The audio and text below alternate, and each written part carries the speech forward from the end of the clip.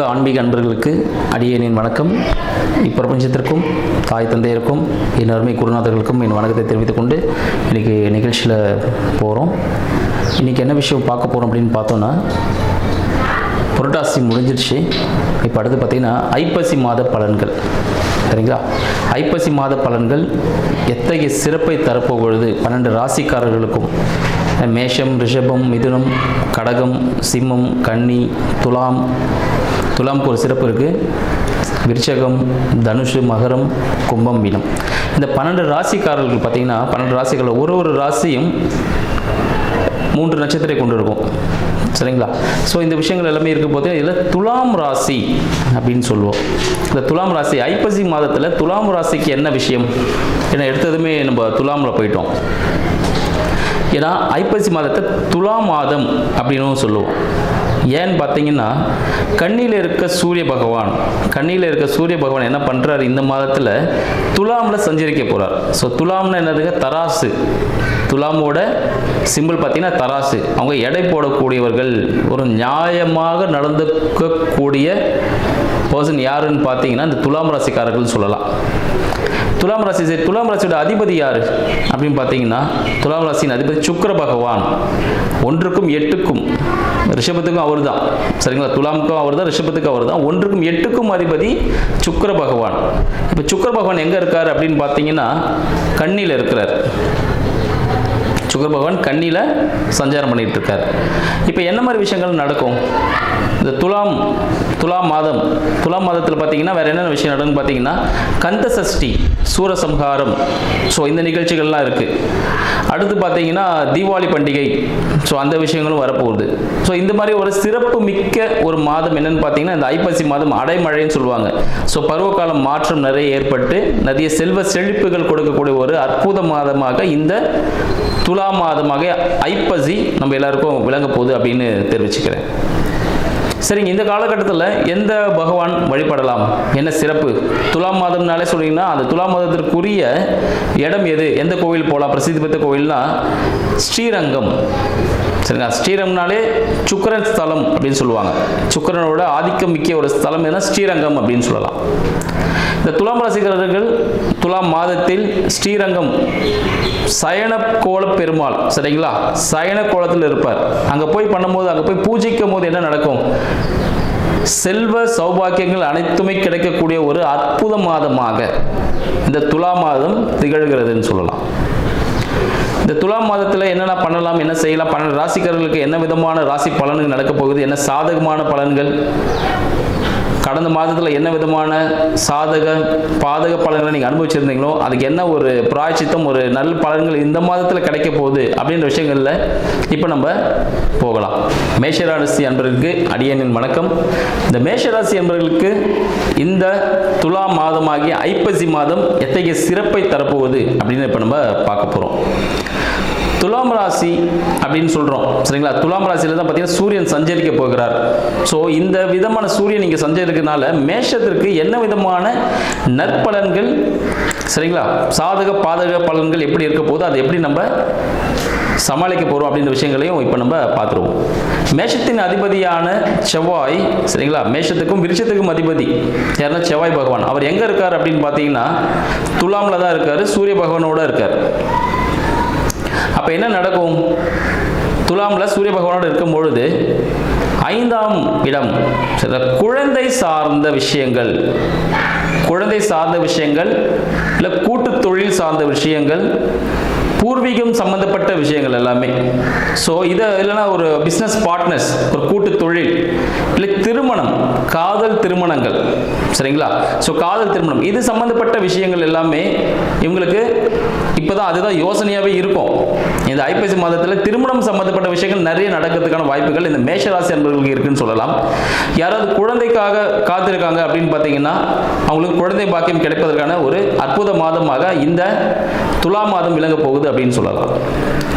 அடுத்தது கூட்டு தொழில் பண்ண போகிறோம் அப்படின்ற திங்கிங் வந்து நிறைய பேருக்கு இருக்கும். இந்த மாதத்தில் கூட்டு தொழில் ஆரம்பிக்கிறதுக்கான ஒரு வாய்ப்பு ஏற்படும் அப்படின்னும் இந்த மாதத்தில் தெரியுது. இந்த பிரபஞ்சம் வந்து இந்த விஷயங்கள்லாம் உணர்த்திட்டு இருக்கு. அடுத்து பார்த்தீங்கன்னா இந்த மாதத்தில் சரிங்களா, இந்த ஐப்பசி மாதத்தில் குரு பகவான் சஞ்சாரமாக கடகத்துக்கு வரார். குரு பகவான்னா யாருன்னு பார்த்தீங்கன்னா மேஷராசிக்கு 9க்கும் 12க்கும் அதிபதி சரிங்களா. 9க்கும் 12க்கும் அதிபதியான குரு பகவான் 3லேருந்து 4ஆம் வீட்டுக்கு போறாரு. அப்போ என்ன நடக்கும்னு பார்த்தீங்கன்னா, இந்த தந்தை சார்ந்த விஷயங்கள் இல்லை ஆன்மீக சுற்றுலா சார்ந்த விஷயங்களுக்காக இவர் ஒரு செலவு செய்யணும் அப்படின்னு ஒரு விஷயங்கள் இருக்கு. ஒன்று ஆன்மீக சுற்றுலாவாக செலவு பண்ணலாம், இல்லை தந்தைக்காக உடல்நிலை சார்ந்த விஷயங்களுக்காக, கால் பகுதி சார்ந்த விஷயங்களுக்காக சரிங்களா, அதுக்கான விஷயங்களுக்கெல்லாம் இவர் வந்து பார்த்தீங்கன்னா இப்போ செலவு செய்யக்கூடிய ஒரு காலகட்டமாக இருக்குது. இன்கேஸ் தந்தை இருக்கிறவங்க தந்தைக்காக செலவு பண்ணுவீங்க கண்டிப்பா. அப்படி இல்லாதவங்க ஆன்மீக சுற்றுலா சார்ந்த விஷயங்கள், தொண்டு நிறுவனங்களுக்கு உதவி செய்வதன் மூலமாக இந்த மாதத்தை மிக சாதகமாக மாதமா மாத்திக்கலாம் அப்படின்னு சொல்லலாம். வேற என்னங்க நடக்கும் அப்படின்னு பார்த்தீங்கன்னா, வீடு சம்பந்தப்பட்ட விஷயங்கள், வீடு சம்பந்தப்பட்ட விஷயங்கள்ல பார்த்தீங்கன்னா நிறைய கரெக்ஷன்ஸ் ரெடி பண்ண வேண்டியதாக இருக்கும். வீட்டு சம்பந்தப்பட்ட சில செலவுகள் ஏற்படும், டாக்குமெண்டேஷன்ஸ் ரிலேட்டடான செலவுகள் ஏற்படும். ஆன்மீகம் சார்ந்த விஷயங்களில் கொஞ்சம் ஈடுபாடு அதிகமாகவே இருக்கும் அப்படின்னு சொல்லலாம். சித்தர் வழிபாடு, சித்தர் வழிபாடு பார்த்தீங்கன்னா இந்த காலகட்டத்தில் ரொம்ப சிறப்பாக அவங்க செஞ்சுட்டு இருப்பாங்கன்னு சொல்லலாம். இந்த குரு பகவான் இப்போ கடகத்தில் சஞ்சரிக்க போறார் துலாம் ராசிக்கு. துலாம் ராசிக்கு 4ஆம் வீடு. அப்போ வீடு பத்திர சிந்தனைகள் அதிகமாக இருக்கும். ஏன்னா உச்சம் பெற்ற குரு பகவான் துலாம் சரிங்களா, உச்சம் பெற்ற குரு பகவான் கடகத்தில் குரு பகவான் உச்சம் பெறார். அப்போ அந்த பலன்கள் எப்படி இருக்கும்? மிகவும் உச்சகட்டமான பலன்களாக இருக்கும் அப்படின்னு சொல்லலாம். அதுக்கு என்ன பண்ணலாம்? தந்தைக்கு மருத்துவ உதவிகள் ஏதாவது தேவைப்படுது, இல்லை தந்தை ஸ்தானத்தில் இருக்கக்கூடியவர்களுக்கு மருத்துவ உதவிகள் தேவைப்பட்டால், நம்ம யாராவது சித்தப்பா பெரியப்பா கூட இருப்பாங்க தந்தை இல்லாதவங்களுக்கு, ஸோ அவங்களுக்கு ஏதாவது உதவிகள் தேவைப்பட்டால் அதை செய்யறதன் மூலமாக நமக்கு செல்வ செழிப்பு ஏற்படும் அப்படின்ற ஒரு சூட்சமத்தை உங்களுக்கு தெரிவிச்சுக்கிறேன். அடுத்தது பார்த்தீங்கன்னா என்ன விஷயங்கள் நடக்கும்? 2ஆம் அதிபதி பார்த்தீங்கன்னா 6ல் போய் உட்கார்ந்துட்டு இருக்கார். சுக்கிர பகவான் 6ல் இருக்கார், கன்னியில் இருக்கிறார். அடுத்தது பார்த்தீங்கன்னா அவர் துலாமுக்கு மாற போறார். அப்போ 2ஆம் அதிபதி உணவு சம்பந்தப்பட்ட விஷயங்கள் அவருக்கு உபாதைகள் கொடுக்கக்கூடியதாக இருக்கும். உணவு சம்பந்தப்பட்ட விஷயங்கள், இந்த கலர்ஃபுல்லான ஃபுட்டுலாம் இருக்கும் பாருங்க கடையில், ஸோ பார்த்த உடனே கண்ணை பறிக்கும். ஸோ இது வாங்கி சாப்பிடுவோம், அது வாங்கி சாப்பிடுவோம்னு ஆசைப்படுவார். ஸோ இது சம்பந்தப்பட்ட விஷயங்கள் நிறைய உணவு உட்கொள்ளும் பொழுது வயிறு சம்பந்தப்பட்ட உபாதைகள், கடன் பிரச்சனைகள் ஏற்படும் சரிங்களா. அடுத்தது பார்த்தீங்கன்னா சின்னதாக கோர்ட்டு கேஸ், வாகன விபத்துகள் ஏற்படுவதற்கான வாய்ப்புகள் உண்டு. அதனால் பார்த்தீங்கன்னா கலராக ஏதாவது ஒரு பொருள் இருக்குன்னா வாங்கி உடனே சாப்பிட்டுக்காதீங்க. அந்த ரொம்ப கலர்ஃபுல்லான பொருட்கள் வாங்கி நம்ம அணிஞ்சிக்கிறது, அந்த ஆஃப் ஒயிட்னு சொல்லுவாங்க பட்டு, அந்த ஆடைகளை கொஞ்சம் தவிர்ப்பது மிகவும் நல்லது துலாம் ராசி அன்பர்கள். மேஷராசி அன்பர்கள் பார்த்தீங்கன்னா இந்த துலாம் மாதத்தில் மேஷராசி அன்பர்கள் இந்த பட்டு சம்பந்தப்பட்ட ஆடைகளை உடுத்துவது சிறப்பானது இல்லை அப்படின்னு சொல்லலாம். அடுத்து உங்களுக்கு தொழில் எப்படி இருக்கும் அப்படின்னு பார்த்தோம்னா, மேஷராசி தொழில் சார்ந்த விரயமும் இருக்கும். தொழில் சார்ந்த விரயம், தொழில் புது முயற்சிகள் எதனா இருப்பார். மேஷராசி என்பர்கள் புது முயற்சிகளில் ஈடுபடும் பொழுது, தொழில் சார்ந்த முயற்சியில் ஈடுபடும் போது அது விரயத்தை ஏற்படுத்தும். சரிங்க, எல்லாமே நெகட்டிவாகவே சொல்றீங்க சரிங்களா. அப்போ துலாம் ராசிக்கு இந்த ஐப்பசி மாதம் சிறப்பாக இல்லையா? அப்போ எல்லாமே நெகட்டிவாகவே சொல்றீங்க. அப்போ இந்த மேஷ ராசிக்கு எதுவும் நல்ல விஷயங்களே இல்லையா அப்படின்னு சொல்லிட்டு நிறைய பேர் கேட்பீங்க. என்ன பண்ணலாம்?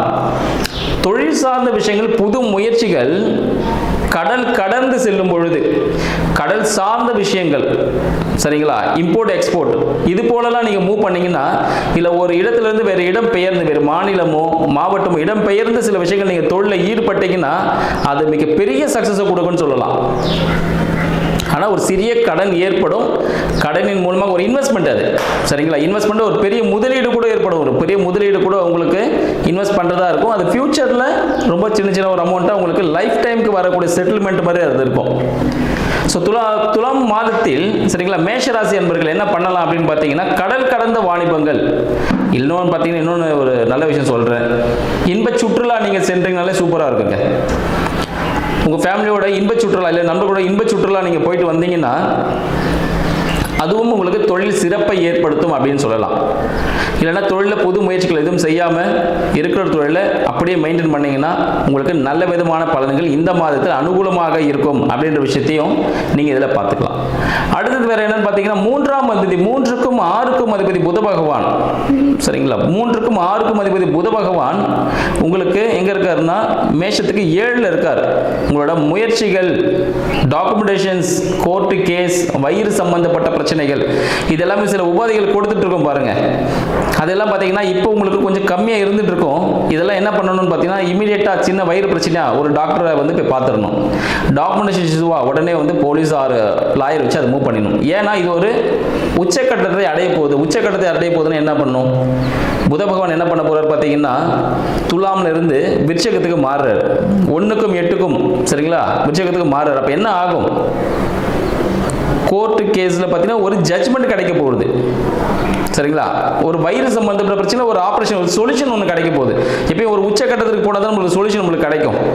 அது நல்ல ஒரு பாசிட்டிவான சொல்யூஷன் தான் கிடைக்கும். ஸோ அதுதான் உங்களுக்கு வந்து ஒரு இன்பமான ஒரு செய்தி என்னன்னு பார்த்தீங்கன்னா ஒரு ஆப்ரேஷன் நடக்கும், அது மூலம் ஒரு பாசிட்டிவ் ரிசல்ட் உங்களுக்கு கிடைக்கும். ரொம்ப நாளாக ஒரு வயிறு பிரச்சனை இருக்குங்க, ரொம்ப நாளாக இஎன்டி ப்ராப்ளம் இருக்குங்க, ஒரு தொண்டையில் ஒரு சின்ன பிரச்சனை இருக்குது, காதில் ஒரு பிரச்சனை இருக்குது, இந்த ஷோல்டர் பிரச்சனையும் இருக்குது, சில பேருக்கு ஸ்கின் சம்மந்தப்பட்ட தோல் சம்மந்தப்பட்ட பிரச்சனைகள் கூட இருக்கும், நரம்பு சம்மந்தப்பட்ட பிரச்சனைகள் இருக்கும். அவங்களுக்கு எல்லாமே பார்த்தீங்கன்னா இந்த மாதம் ஐப்பசி மாதத்தில் ஒரு தீர்வு கிடைக்கக்கூடிய ஒரு மாதமாக இந்த ஐப்பசி மாதம் மேஷராசி அன்பர்களுக்கு விளங்க போகுது அப்படின்னு சொல்லலாம். அடுத்து பார்த்தீங்கன்னா அவங்களுக்கு 11ஆம் வீட்டில், மேஷத்துக்கு 11ஆம் வீட்டில் பார்த்தீங்கன்னா ராகு பகவான் இருக்கார். ஸோ அப்போ என்ன பண்ணணும், நண்பர்கள் கூட சேர்ந்துட்டு ஒரு விஷயத்தை பெருசாக பண்ண போகிறேன் அப்படின்னு எந்த விதமான இன்வெஸ்ட்மெண்ட்டில் போய் ஈடுபட வேண்டாம். அது ஒரு பெரிய குட்டு தலையில் வைக்கும், உங்களுக்கு ஒரு அனுபவத்தை ஏற்படுத்தும், மனசு அலைப்பாயும், நிறைய குழப்பங்கள் இருக்கும், இது போனால் லாபம் கிடைக்குது அப்படின்னு சொல்லிட்டு. ஆனால் அந்த விஷயங்கள் ஈடுபடாமல் தவிர்ப்பது மிகவும் இல்லை. ஏன்னா 12ல் உங்களுக்கு சனீஸ்வர பகவான் இருக்காரு, அவர் ஆல்ரெடி விரயத்தை ஏற்படுத்த போறாரு. கால் சம்பந்தப்பட்ட விஷயங்கள், மேஷராசி நண்பர்களுக்கு மூட்டு, கால், பாதம் சம்பந்தப்பட்ட விஷயங்களில் பிரச்சனைகள் ஏற்படும் வாய்ப்புகள் உண்டு. அதனால் வண்டி வாகனத்தை பார்த்து இயக்குங்க. ஃபாஸ்ட்டாக போகிறேன், ஏதோ ஒரு வேலையை முடிக்கணும், ரொம்ப ஆர்வத்தோடு போகிறேன். ஏன்னா மேஷராசி நண்பர்கள் பார்த்தீங்கன்னா எப்படி இருப்பாங்கன்னு பார்த்தீங்கன்னா ஒரு நெருப்பு ராசின்னு சொல்லுவோம். அவங்களுக்கு எதாக இருந்தாலும் உடனே முடிச்சுன்னு உடனே ரிசல்ட் வேணும். இந்த வெயிட் பண்ணிலாம் பண்ண மாட்டாங்க, எனக்கு இமீடியட்டாக ரிசல்ட் வேணும் அப்படின்ட்டு ஒரு ஃபாஸ்ட் மூமெண்ட்டில் பண்ணுவாங்க. ஆனால் மேஷராசி நண்பர்கள் அதுபோல் இல்லாமல் கொஞ்சம் அமைதி காத்து பொறுமையாக இந்த விஷயத்தை இந்த மாதத்தில் அமைதி காப்பதன் மூலமாக நன்மைகள் ஏற்படும். ஃபாஸ்ட்டாக பண்ணிங்கன்னா என்ன ஆகும், பிரச்சனை தான், காலில் பிரச்சனை வரும், சரிங்களா, கீழே விழுவீங்க, வீட்டு சம்மந்தப்பட்ட பிரச்சனை ஆல்ரெடி வெயிட்டிங்கில் இருக்கும். ஸோ நிறைய செலவுகள் ஏற்படும் ஒரு மாதமாக இந்த மாதம் மேஷராசி அன்பர்களுக்கு இருக்க போகுது. அப்போது 2ஆம் திருமணம், மேஷராசி அன்பர்கள் யாராவது 2ஆம் திருமணத்துக்காக வெயிட் பண்ணிட்டு இருப்பீங்க, அவங்களுக்கு காலம் கடந்ததுனால சில பேர் திருமணத்துக்காக வெயிட் பண்ணிட்டு இருப்பீங்க. ஏஜ் வயது முதிர்வு காரணமாக திருமணம் நடக்காமல் இருக்கும், வீட்டில் சில கமிட்மெண்ட் இருக்கும், அதனாலேயே கொஞ்சம் மேரேஜ் தள்ளி போயிருக்கும். அவங்களுக்கு எல்லாமே பார்த்தீங்கன்னா மேரேஜ் நடக்கிறதுக்கான, திருமணம் நடப்பதற்கான ஒரு வாய்ப்பு இந்த துலாம் மாதம் ஏற்படுத்த போகுது உங்களுக்கு எல்லாமே. சரிங்களா, ஐப்பசியில் உங்களுக்கு என்ன ஆகும், திருமணம் நடக்கிறதுக்கான வாய்ப்புகள் உண்டு. எந்த பொண்ணு, ஆனால் என்ன விஷயம் பார்த்தீங்கன்னா எதிர்பார்ப்பு இருக்கக்கூடாது. எனக்கு இது வேணும் அது வேணும் எதிர்பார்த்தீங்கன்னா பிரச்சனை போய் முடிஞ்சிடும்.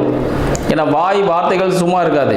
அதனால் எதிர்பார்ப்பு இல்லாமல் கணவனும் மனைவி எதில் யார் வரப்போகிறோம் அவங்ககிட்ட நீ வந்தால் போதும், கல்யாணம் பண்ணி நம்ம லைஃப் ரன் பண்ணுவோம் அப்படின்னு பண்ணிங்கன்னா வாழ்க்கை சுகமாக நடக்கும்னு சொல்லலாம். அடுத்து பார்த்தீங்கன்னா இருதயம் சார்ந்த விஷயங்களில் கொஞ்சம் செக்அப் பண்ணிக்கோங்க. சரிங்களா, இருதயம் சார்ந்த விஷயங்கள், இருதயம் ஏதாவது வாழ்வு சம்திங் எதனா இருக்குது, ஏதாவது உங்களுக்கு சின்னதாக ஒரு அடைப்பு மாதிரி இருக்குது, இல்லை மூச்சு திறன் இருக்குன்னா அந்த விஷயத்தையும் சரி பண்ணிப்பது மிகவும் நல்லது அப்படின்னு சொல்லுவோம். அடுத்து பார்த்தீங்கன்னா உங்களுக்கு என்ன விஷயங்கள்லாம் இருக்குது அப்படின்னு பார்த்தீங்கன்னா செவ்வாய் பகவான் ஜாதகரே சில பிரச்சனைகளை போயிட்டு அவராகவே கிரியேட் பண்ணிக்க போகிறாருன்னு சொல்லலாம் மேஷராசி அன்பர்கள். ஏன்னா 1க்கு 8க்கும் அதிபதி அவர் தானே, அவரோட நண்பர்கள் மூலியமாக சிறிய பிரச்சனைகளை சந்திக்கக்கூடிய, ஒரு வாகன விபத்து சந்திக்கக்கூடிய ஒரு அமைப்பாக இருக்கும். இது வரைக்கும் நண்பர்கள் பார்த்தீங்கன்னா ரொம்ப க்ளோஸாக இருப்பாங்க, உங்களுக்காக உயிரையே கொடுப்பாங்க.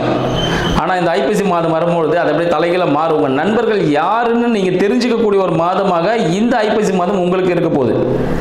உங்கள் கணவன் பற்றி, மனைவி பற்றி சில புரிதல்கள் உங்களுக்கு வரப்போகுதுன்னு சொல்லலாம். உங்கள் நண்பர்கள் பற்றி, உங்களோட கூட்டு தொழில் பற்றி, சரிங்களா?